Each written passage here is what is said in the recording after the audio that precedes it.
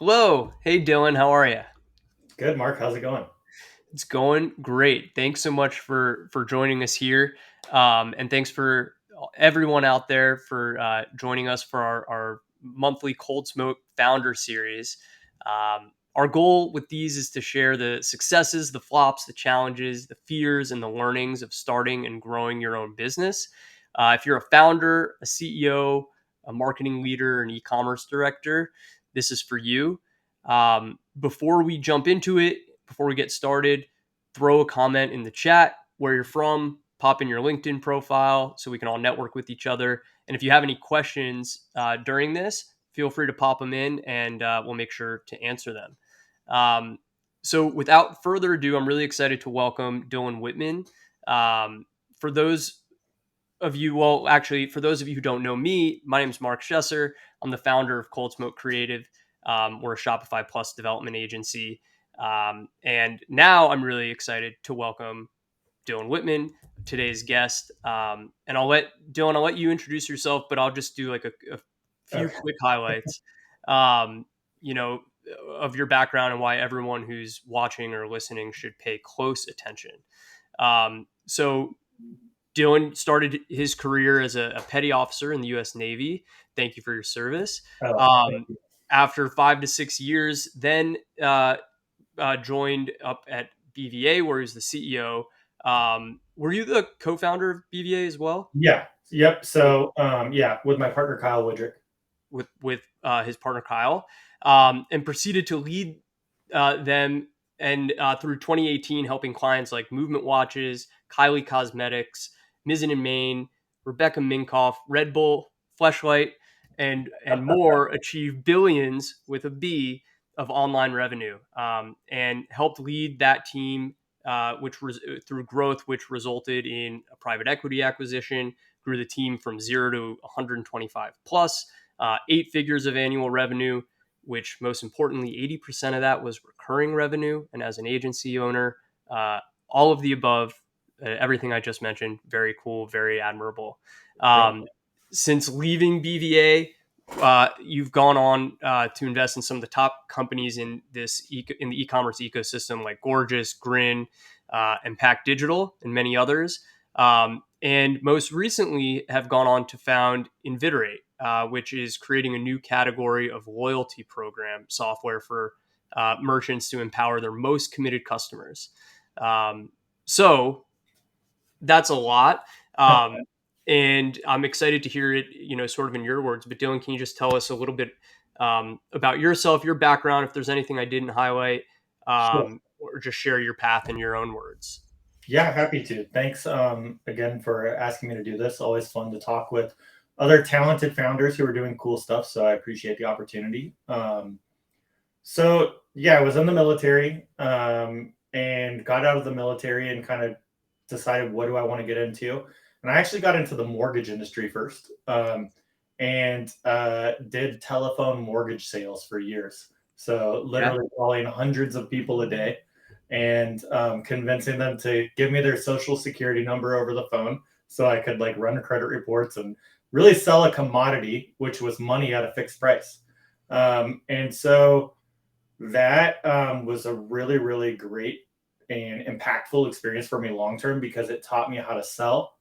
And I think as a founder, one of the most important skills you have to have is being a great salesperson. It's not to say you can't, um, be successful without that, but it's really helpful if you're good at it. And so what happened was I actually started trying to find ways to use the internet to get more mortgage leads.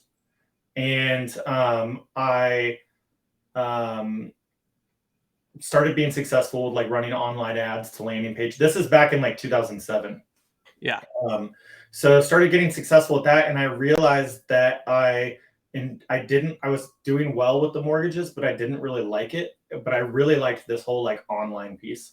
So I actually met this guy at a wedding, who was friends with this other guy that owned this nightclub in San Diego at the time called Stingery. And I was like, I need to just pick another business outside of mortgage and see if I can help them. So I got him to introduce me and said, like, let me help you use the internet to get more bottle service bookings for your like nightclub. And so I started doing that. And he's like, look, this guy's like a serial entrepreneur. He's gone on to found Suja Juice, which he sold for 350 million to Coke.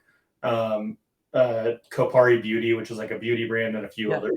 So he went on to found this. But before all that, he was like, if you can actually do this, like, let's start a business. I hadn't really thought about like starting an agency, so let's start a business to do this together. And I was like, okay, great.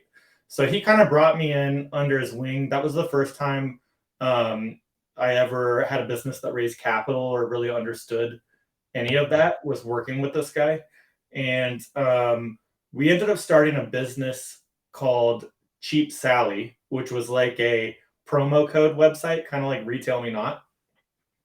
And we got to a point where we were doing pretty well. But then one night we got hit with a Google algorithm update. It was the Penguin update. This is back now like 2000 and I don't know, 12 or something. And literally the business went from millions a year in revenue to zero overnight. Like that was it. So had to wind that down, let go of everybody. And then I was back to square one. Like, all right, what am I going to do now? I had a lead investor in that business that was a really successful kind of billionaire entrepreneur fashion guy out of New York. And Kyle ran his investments at his family office. Kyle was my main point of contact when we were like as the investor. And Kyle said, like, let's start an agency together. And I really wasn't into it. I didn't want to do that. The other business had started as an agency. It had moved away from that into the product. And so I was really against it. But then bottom line is a client kind of fell into our laps. BVA started as a media buying agency. And so the client kind of fell into our laps. And they paid us a lot of money. And I was like, fuck, I guess we're starting an agency. So we did. And that started as BVA. My wife at the time worked at Blue Acorn, which is now part of Infosys. This is now around like 2013 or so, let's call it. And my wife worked at Blue Acorn, and they were doing a lot of Magento builds. We were doing media buying at BVA, but we had a customer that was on Shopify. And I was hearing her kind of come home and talk about the challenges, they had, which was like, okay, running a test on Magento would cost like $20,000 as a cost to like, that they'd have to pitch that to a customer, right? And like, it takes a long time and it's expensive. And like, that became the real issue with having this conversion optimization practice. And I was over here on Shopify and I'm like, dude, I can do this stuff in like an hour that it's taken them thousands of dollars. And nothing against them because they're one of the greatest agencies, and became my muse and inspiration for how we built BVA was off of Blue Acorn. But I just realized that immediately. I was like, Shopify is the truth. And it's the truth because it reduces the friction. And what happened is you had this whole like generation of technologists that came into e-commerce, and kind of some things we were talking about earlier. They want to make it their technical code art project, right? And like make it the best, coolest, most robust thing. And Shopify's coming in and saying, that's not the thing. The thing is the customer at the end. And like what we're going to do is help you to do most of the stuff you want to do, but not everything, but it's going to be done at a fraction of the time and cost. And that's really the ultimate beauty of Shopify, is the TCO. I think it's funny right now. We talk with like, you talk with customers on brands now and they get pissed off at like the price of apps or, retainers for agencies. And I'm like, what you don't realize is how cheap it is now. It's actually people have like, they've gotten like a little bit jaded by actually how cheap and easy it is. So anyways, so that's how we started BVA. And then I was like, all right, I want to build this. I want to build what Blue Acorn's done with Magento. I want to build that with Shopify. Because like the other thing Blue Acorn did really well was they were really big on their channel partnership program. And I learned from watching that, right? And nobody had done that in the Shopify ecosystem. It was too early. There were some really strong, good agencies there, but maybe not as professionalized and mature in the way that their go-to-market was working. So I found some people at leadership at Shopify. I think it was Harley was the first person I emailed. I found his email and I said, I want to start the biggest Shopify agency in the world. Like I want to build this into a big thing. How do we work together? The team there said, look, we only actually have one US based employee for you to meet with, and he lives in Charleston, South Carolina. I had just moved to Charleston, like just moved there. So that ended up being Jamie Sutton, Okay. who was like the first guy on Shopify Plus. We worked together closely before Shopify Plus even existed, and really worked to bring that to market as a partner. And the rest is kind of history. After that, we just like kept our heads down, had our model of like what was working, and our goal from day one was to build and sell within 5 years. That was like the goal we set, and we did it. So, all right, I rambled a long time there. So, No, no, no. It's so interesting. So how much of the Shopify partner program do we have you to thank for? I mean, none. I just had the first. I had the first agency Shopify partner program in the ecosystem, right? Right. But like, it wasn't as if we did something that was like, really creative or new to the world. I just saw something that was working in an adjacent space that was obviously working, and just did the same thing in a space where other people weren't doing it yet. Well, it's good. I mean, you're acting like it's nothing, but it's great pattern recognition, and I think that's probably something that's been useful in your career as For you've sure. now moved in away. So you sell BVA, you hit your 5 year timeline. What came next? Did you immediately start angel investing? I Um, did. My first investment that I did was like right before we sold, which was in Gorgeous, which is fucking awesome because that one is doing really well. yeah, Shout out to that whole team; they've just killed it. And even the people that aren't there now, like Philippe, that's over at Northbeam now. Those guys just, I knew Gorgeous was going to blow up, like for sure. But started then, and then I dabbled in some different things. I was like messing around with a few little direct to consumer stores, had another like little Shopify app, but nothing that I like put myself full time into. And which was actually a mistake. What I should have done was just straight up taken off like a year, like maybe still do the investing, but like not even dip my toe in the waters with anything, because what happened was I wasn't committed enough to some of the little projects I was working on. They were just like things to fill my time with. Um, but then last year before last now, September of what, 21. 2021. Yeah. Yeah, around that time frame, like I had like a few different thoughts that hit me at once, which then I was like, oh, I want to build this new platform, Inveterate, and I want to really fully immerse myself in this, and like this is going to be my next thing that I'm like really going for.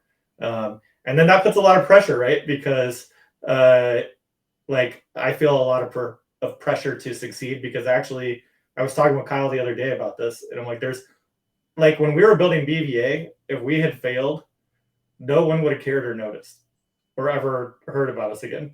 But like now there's eyeballs on it, so like I have to fucking make it absolutely Eyeballs work. and investors. Eyeballs and investors for sure. Don't get me wrong, like I never want to let down an investor, but I'm just saying there's just a lot of different pressure to Sure. make it successful. So, fall of 2021, you have a bunch of different ideas, and I think I'm so curious as to how Inveterate became the one that you decided to double down on, because you have this unique perspective from your experience at BVA. You know all the partnerships, you know the platforms, you know the tech side, um, and you have that pattern recognition, knowing what merchants need to do to be successful, what tools they use to be successful. Like the different swim lanes that people are Mhm. playing in. So how, what's the story behind how Inviterate became the one that you decided to run with, and what were some of the other ideas, if you recall or if you feel comfortable sharing, that you didn't end up pursuing? Yeah, I'm happy to share those. I have so many ideas every day that like I I wouldn't even know where to start with the ones I didn't pursue. But I Yeah. can tell you kind of the things that drove me to like make this the thing. And a lot of my investing at that time, like the investment in Grin, was a similar part of the thesis, which was that the old way of doing things in D2C is dead. There's like a new epoch of like we're moving into the next era. And the things that got people where they were then weren't going to work anymore. iOS issues, right? You're not going to just like slap up a website, start running some Facebook ads, and make $100 million company. Like there was a period where you could do that, but that wasn't it. So I knew people needed something more. The second thing was I just saw like people can argue about the data, the whatever all day long, but I saw time and time again, over and over, that every merchant I worked with at BVA at the largest companies were investing in loyalty programs, and literally never did they come to me and say, "This is really driving our business, and I'm really excited about this points-based loyalty program." I'm not trying to hate on, like, this was the thing everybody did. It wasn't like a bad choice. I'm not trying to hate on the other platforms or anything like that, but it just didn't fucking work. So I thought to myself, wow, here's like a market where um, there's a whole group of people, a massive percentage of them that are all investing into something because they want it to work for their brand, and they continue to pay for things that they aren't like actually finding driving value in their business. Sounds to me like a market that needs to be kind of disrupted. And we'd had a customer at BVA where we had built this like custom program, this memberships program for them. Um, we had to put together a Yotpo and recharge in like a non-elegant way. Like it was innovative, it was cool at the time, but it was just not an elegant solution. And nonetheless, when we built it, it was really successful for that merchant. They got like 10,000 members paying $10 a month in 90 days of launching it. And so that was really successful. I went to look around on the market and said, is there still like no off the rack solution to do this in a meaningful way? Right? There's like there's the equivalence of like a MailChimp, right? But I wanted to see like, is there a Klaviyo to do this? And there wasn't. And so, that's when I went on a process to raise money. And a couple weeks later, because it was a really good time to raise money, we had the round done and, got building and then launched this past May. Awesome. Um, what does product market fit look like for Inveterate? Do you feel like you found it, and how did you, once you started building, you had the round close? Like, how did you test and learn into it? And if you're not there yet, like, what are you doing to continue to refine into it? Well, first, I think product market fit is like a very relative term. I've Hmm. got really large brands signing contracts to pay real money for it. So, in that term, then like it is to a degree, but obviously we want to scale a lot more and get a lot more customers. We're still early. So I think for me, there's definitely been learning and improvements we made. But I think with the team I brought together, we've already gone through this. We went through it. Like the gal who's leading up customer success led the account at BVA where we built the custom program, right? So I knew there was a real problem. I knew for a fact it was going to work for merchants. I knew for a fact it was, so like there was no question. And then it was like, how do we build the best user experience around doing this? Because I already know it works. So we were able to run into it pretty quickly. The biggest challenge so far has really been that we're the first ones taking this to market in this way. And so, in this ecosystem, people don't like to be first to do things. Hmm. So we had to really find some innovators to join us in these kind of first 6 months since we launched, who were willing to like try something that they hadn't seen really validated and proven out with competitors. And it's worked out really well for them. Like if you talk to the kind of like ICP merchants we're working with, like Fresh Clean Threads or Lashify, or some of these other brands, all doing significant revenues, among the largest brands on Shopify. The programs are crushing for them, like we knew we would. But we had to really get those innovators willing to take a risk, and that's been the biggest challenge. Who, prior to starting Inveterate, you mentioned that you had that one custom loyalty program that you built at BVA. Besides that, is there anyone, or was there anyone who you modeled the loyalty program after that was doing it? Maybe they had their own custom solution, or maybe it was your custom solution that you did previously. Like, who was or is doing loyalty well, and what do those programs look like versus some of the point based loyalty Yeah. programs you mentioned? So I think first of all, there's a lot more than people realize that are already out there. Like Barnes and Noble has a program with 430,000 members, I think it is. Restoration Hardware has a massive program, 97% of their revenue driven by members. Adore Me, which just sold for 400 and something million. Look at the most recent interview with the CMO. He said most of their business is driven by members. And it also just, so there's a lot of examples out there that weren't on Shopify because it was a huge, difficult pain in the ass to build it on Shopify. Like it's actually much more, people think that it's an easy thing. We had a customer that's a large 40 million GMV Shopify Plus merchant that came to us last week and they're already onboarding. They said, we thought we were just going to go use one of the subscription tools and build our own like memberships. And like then as they get in there, they start realizing, well, what about this little nuance? What about this little, like there's a lot of things that you only learn over implementing with large merchants. And even for us, like that's been another focus on these 100 million plus merchants because we're seeing those challenges quickly and solving for them at scale with really large customers where the challenges are more pronounced, right? And they come up a lot quicker. So those other brands I mentioned, I think, are doing it really well. The big issue, in my opinion, and of course, like there's going to be people who would have a counter opinion and say, I don't know what I'm talking about. My opinion is this. I don't think points programs drive incremental revenue because they don't have the immediacy needed for it. So like, if I join the loyalty program for a denim company, I like arbitrary example, like, okay, if I earn 5 points or 20 points on a purchase and it's going to take me 500 points to earn something, am I really thinking every time like I'm going to go back to that so I can get a couple more points? Sure, there's going to be people that are already obsessed with the brand and they're going to argue like they're already going to make a purchase anyways, but I don't even think that's it. I think there is like selection bias there, but it's not really gamified in a way that really drives purchase behavior, I don't believe. Versus you can raise your hand as a customer. You can say, let me give you an example of Fresh Clean Threads. $20 a year, you're getting 20% off, you're getting free shipping, you're getting a variety of other benefits. If you really love that brand, you're gonna pay that, you're gonna raise your hand, you're gonna pay that fee and go in there. But then as you go to purchase in the future, you're gonna be less swayed to go purchase with a competitor because you're already getting those benefits that you've invested in, right? It's not like I don't want to shop at this other one because in 6 months I'm going to earn enough points for a t-shirt. It's like, no, I'm only shopping here because I paid my $20. I get 20% off. I don't feel like trying out another brand.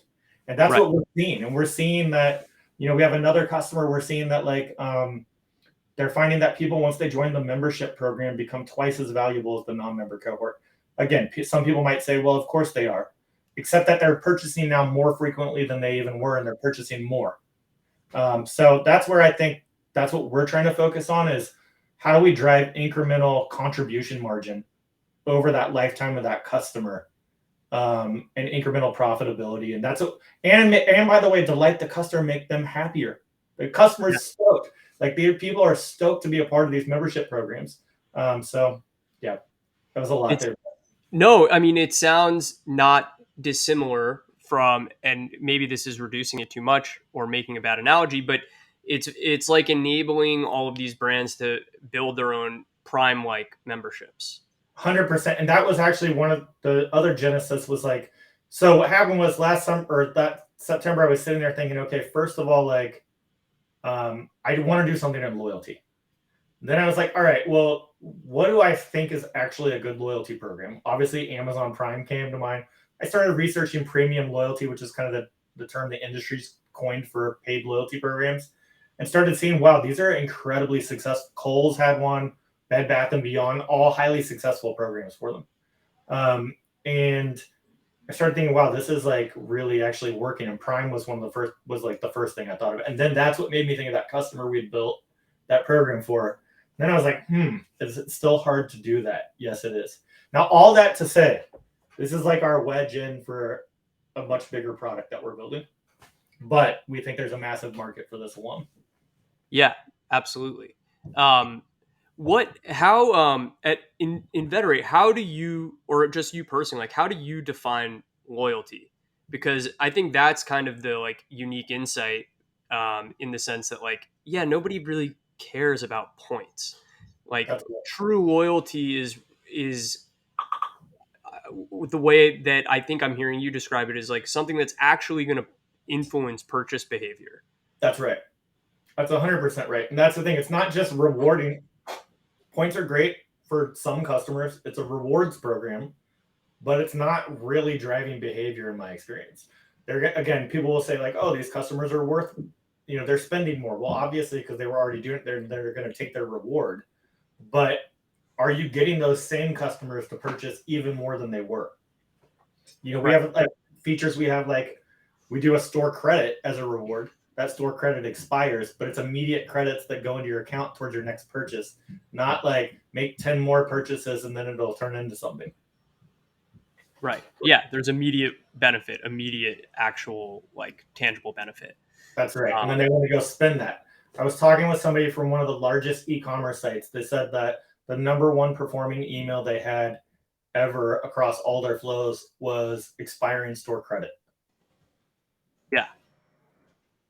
But you don't want to just give that to everybody. Then it becomes a huge liability on your books and all that type of stuff, just like Right. points are, right? Because now you've got 95% of the people, maybe signing up aren't redeeming their points in a year in a lot of cases. So 80%, you're lucky if 20% of them do redeem, like on most of them, right? So now you got all these points out there on your books that are a liability from an accounting perspective for not really your core customer, but people that just signed up so that they could get a discount in the short term. Versus like people who have gone in, paid a membership fee, love your brand, have invested in it. This is who you want to focus your rewards on. And then give them a reason again to keep coming back to you. And that's loyalty too. To me, loyalty is when I have an easy choice to choose between two compelling products. I'm going to choose this one over here because I have a loyalty to that brand over the other. I'm going to purchase even more than maybe I would have. Yeah. And it becomes even less of a decision. Like the decision's already made. That's right. You have the That's right. sunk cost, That's not to right. mention also like the fierce loyalty to the brand because you've been made satisfied and happy throughout that your experience with the And brand. on top of it, you have a special access, right? And that's other things we Right. do, like special exclusive access to products, like different things like that. Yeah, yeah, I think so. So when you onboard a brand, what does that process look like going from like they've raised their hand, they said we want to sign up to launching their first membership program, and is are there several different types or is it all like the Amazon the Prime type setup? Like what does that look like? I mean, well, first and foremost, the process is totally different with brands. So we've had brands that like are live in a week, even a day in one case. We've had brands that took us 6 months to go through like tons of layers of bureaucracy and approvals and all that type of stuff, right? So you have different personas. And then I think, what we do is our customer success team will work with the brand and try to kind of think through what benefits work best for that brand. We do a surveying program where we're talking to their customers and seeing like what looks most exciting to you. And then using kind of just data we've seen across other brands of like what's working. That being said, like, look, we've been around for what, 8, 9 months live. So I think we're learning a lot still and learning with our customers that are deciding to be innovators and come work with us. But certainly there's some pattern recognition you can see across. Yeah. And how much is it like them coming and saying, "Hey, this is the loyalty program that we want to create. Can you enable that?" versus somebody's raising their hand and saying, "Hey, we know we need a loyalty program. We don't really know what it should be." I Can would you say it's both on all of them. Like I think people have inclinations of things. I think everybody's certainly open to feedback. Rarely is somebody saying this is exactly what I want. We're gonna have some kind of like conversation about it. Um, and again, like getting customer feedback is really important. But I think that one of the cool things about this is that when you look at the points-based programs, like literally you could go to 27 different websites and it's all the fucking same thing. Yeah. right? Like our Facebook post, like go follow us on Twitter. It's like so lame, right? Versus what we're trying to do is we have a suite of benefits, experiences, access, pricing, cashback, all these different benefits, and the brands can start to create a more custom experience around what they think will work best for their customers. So if you look at Lashify, it's a totally different experience than Fresh Clean Threads, even though it's the same platform powering it. We really wanted to make something that was super flexible, and we even have an API for like custom benefits and custom kind of event driven like um, experiences. Like it could be like, okay, if you went to this particular event somewhere, we're going to upload a custom list that's going to unlock exclusive access to this content, whatever it is. But we really try to give people flexibility. Cool. What other tools, or are there other tools and apps and services that integrate really well with Inveterate? And are there some that you wish existed but don't? Yeah, so right now we're integrated with Postscript and Klaviyo, and somebody else I can't remember, Gorgeous, I think. Yeah, Postscript, Klaviyo, and Gorgeous. We'll be adding a ton more integrations. Like there's things that we want to do for sure in the near term. Things like on review platforms, it should show you and flag reviews from people who are members versus non-members, because you know that those are credible customers who are spending a lot there and understand the product. Things like that I think will be really cool, and I think that's something where we really do work with the customers to find the use cases there, right? Instead of like going like we knew what we wanted the product itself to be like, but as far as the integrations, we're going to build those as we're being triggered by our customers to do so. Yeah. In terms of like the timing of founding this company, um, why is loyalty so important in 2023 and beyond? I have some thoughts like around the Yeah. like cookie apocalypse and things like that. Like to your point earlier, you can't just throw up a brand, start running Facebook Yep. ads, and build $100 million business. Like, is loyalty the thing that is going to separate winners from losers? Like, why is it so important now? So like in the past 10 years, I started working with Shopify in early 2013. So almost 10 years. And first it was really hard to grow a brand, and then it got really easy as like these different ad platforms and different things made it easier. And what happened is that people felt they were building businesses and brands bigger than what they actually were, because you had so many customers that were just one or two time customers and never purchased again. But the ads or the cost to acquire them was so cheap and the competition was so little that those brands thought that that was just going to happen forever. Forever. And so Shooting fish in a barrel. 100%, it was just going to be a continuous cycle. And the real issue with that is that it made them start believing their own hype on their average products and their average offering to their customers. Customers were saying, sure, if it's this cheap and easy, like I'll take this. It was new and novel, whatever the categories was. It's got a new label on it that looks cooler than some, outdated brand or whatever, but really it's the same like stuff. And so people started to think I am this like genius, like you saw it over and over. I am a genius product brand builder, and like really thought they were something bigger than they were. And then what happened is it's gone back to, oh shit, all these new easy customers aren't so cheap. But that's not really the thing, even. The thing is that the focus now, because of that, as a consequence, has to be on creating real brand relationships with your customers, real product differentiation. Your product has to be the truth, and your relationship with the customer has to be the truth of whatever your ethos is as a brand. And you can't get away with the bullshit anymore. And so, where I go with all that to loyalty is I think that the way that you grow a big brand is by solving a problem for some cohort of unsatisfied customer, really actually solving it, not masking it up in some shitty, good packaging that looks pretty, but like everything about it is kind of half-assed, right? Like really delivering for that customer and then obsessing over the relationship with that customer so that you get them to purchase across your catalog, right? That's why I think people focus too much. Like, we've got our hero SKU. Great, but your hero SKU is only going to be your hero SKU as long as that, whatever that thing is in favor. Let me give you an example. Cosmetic brands. People, love like getting thing or beauty brands. People love to get people on subscription. It's important. It's an important, like, I'm a big believer in subscription. It's an important part of the program. But the problem is, if you've got a trend driven company, whether it's fashion, cosmetics, whatever, and then you've got people who are consistently buying last season's product, that's now what you are to them, is last season's product. And so to me, it's demonstrating excellence with that first product. It's getting them to trust you. Then it's selling them another product that you come through for them on for something that they're unsatisfied with.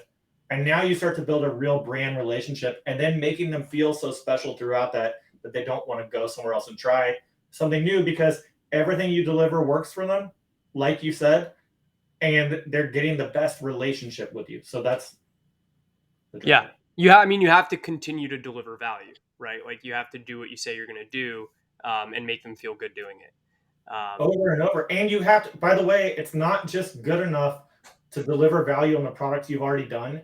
You must continually innovate on that customer's behalf and really understand, great, we've solved this problem for you. What's your next problem that I can solve for you? And then genuinely come through on it. And that's where I think not enough brands think about that. They don't focus on customer penetration of catalog. Like, what percent of my products am I really putting out there that's solving something big for these customers? And I think it's really important. Yeah. Well, and to that end, I'm curious what you think, like, for an e-commerce business, what should their like top 3 or 5 KPIs really be? Because I think there are a lot of vanity metrics that people probably get too hung up on. Um, what do you think the top ones should be, and how can loyalty, like a well-run loyalty program, affect those positively? So I may even get some hate for this comment, but probably not. But Perfect. um, especially, look, I think being data driven is really important. I invested in our data company, Dacity, right? I think that's an important part of a sophisticated e-commerce merchant's set of tools. Here comes a But but. yes, here's the but. But the problem is that many of these operators are too smart for their own good. And they think, yes, you follow the instruments, but they think that the instruments are going to somehow come up with the path of where to go. And when I think about the most successful companies that I've seen on Shopify, most of them did not get there because they were really good at looking at data and KPIs. They oftentimes, in the most successful cases, got there despite themselves, because they came up with a problem to solve for customers in a way that nobody had, and took some innovative approach to get in front of those customers, whether it be Facebook ads or other crazy different methods. There's no single path. I've also learned that, like, there's no single path to being successful, right? I've seen like somebody be super successful with one thing over here and not over here doing the same thing, or vice versa. Like, somebody's doing everything wrong and all of a sudden they're successful. And a lot of times these most successful brands got there despite themselves. So my first thing is, like, qualitatively, is your product objectively really solving a problem for a customer in a way no one else is? And are you consistently delivering that in a truthful way? Like, that's the number one thing. If you have that, if you truly have something to market that everybody is just going to be clamoring for, none of the other shit's going to matter. Best example of that is Kylie Jenner, right? Like, they had a 5-person team when we worked with them. None of them, by the way, full-time on the website. And how big were they, like, dollar wise, or I like can't how say big? the exact dollar, but I can tell you I've never seen anything like it. Never seen anything like it. When they did a product drop, it was over. Like, Yeah. you couldn't even buy the product if you wanted to. I mean, we're talking like millions of people lining up to buy product on every drop. And sure, that's an extreme case. They have extreme fame or whatever, but she was bringing something in a way that other people weren't bringing it, and doing it and serving an unsatisfied customer. They weren't getting what they wanted from other people, so they lined up to get it from her. And there's so many cases of that. So, anyways, that's the thing. The other thing I think though is contribution margin, which is like basically at the end of the day, what are you actually making on a customer? Both on that order and in the overall lifetime value. Like lifetime value of a customer doesn't mean anything. What are you actually making on that customer over time, right? Put it this way. I'd much rather have a customer who I discount 20, 30% every single time, but is buying so frequently because of that, that their greater or their overall lifetime value contribution margin is greater, then that's what you care about. So it's optimizing that kind of pricing, purchase frequency, all of that to get the most. Another example is like using tools like Rebuy, right? That are gonna like people are like, oh, I don't want to hit my margin by doing 2 add-ons at 30% off. Yeah, except for like now you've made an incremental whatever amount more per dollar. And by the way, even speaking of that, first time order contribution margin is something not enough people look at, because that's what you care about at the end of the day is how can I get somebody in the door? Let me get as many of my products in their hands on that first purchase as possible, so that not only am I making more contribution margin on the first time purchase, allowing me to increase the CAC at Right. which I can acquire a customer, And but reduce the also payback period. reduce the payback period or hopefully get a net like Net positive. positive Yeah. payback period. Or on top of that, as long as you're not putting out shitty products and they're actually really good, every product you get in that cart that first time is a chance for them to find something they love. Right. And so you can do that while also benefiting your payback period, maybe making it net positive the first time. That's what I would be obsessing over as a merchant right now. And do you think there are specific metrics that are being overlooked in favor of some of those more like call them vanity metrics or something else? Um, I think AOV, like AOV is good, but what you're really trying to get to with AOV is that's one lever of your contribution margin. Right. So, like, cool, my AOV is up. Well, maybe your maybe if you did it with a different strategy, you could have more profit on the first order. Maybe you're not optimizing toward the right products or whatever. You know what I mean? There's Yeah. just a lot of different levers to it. I could ask you questions all day, but you've been very very very generous with your time. I'm just going to close it up with one final question, which is Yeah. if you were to build a course on how to build an e-commerce brand, what would Mm-hmm. like the main chapters or topics be? Finding a product people love. And that's it. And the rest of it That's it. doesn't matter. Yeah. And I'll say that because we have this like weird psychosis in this industry where everybody wants to think they're the thing. Like, well, my conversion rate optimization service made your business profitable. My email campaign, my SMS campaign, none of that matters. You've got like a maker who's making a product, a curator, and then the consumer that's buying it. And every step in between, we're all just arbitraging complexity. We're trying to solve this problem, but none of that is the thing. And by the way, when you do find the thing that is making you think that the arbitrage, the too cheap Facebook ads, the whatever, the big problem there is that when that goes away, you're done. Right. So That'll end at some point. that's right. So spend the energy really truly solving problems for your customers. Yes, use the smart tools, the apps, the platforms that are going to help reduce that friction for that customer, help you find new customers. I'm not saying don't do those things. I'm just saying none of them matter outside of actually having the best product. Best product is a relative term. It doesn't mean always the highest quality. It could be people want a pretty good product for a lot cheaper, right? But there's an unmet consumer need out there, and that's the truth. And if you find that, everything else falls into place. Great advice, words to live by. Find the truth. Well, thanks so much, Dylan, for coming on and sharing the truth from your end. A lot of really really valuable insights there, and thanks everybody for tuning in. Where can folks find you or learn a little bit more about Inveterate if they're curious about Um, loyalty? Inveterate.com. They can also follow me on LinkedIn or Twitter, and happy to connect with anybody. Awesome, great. We'll drop some links in here as well. Um, Thanks so much, Dylan. Have a great rest of your day, My pleasure. and talk soon. Yep. Thanks for having me.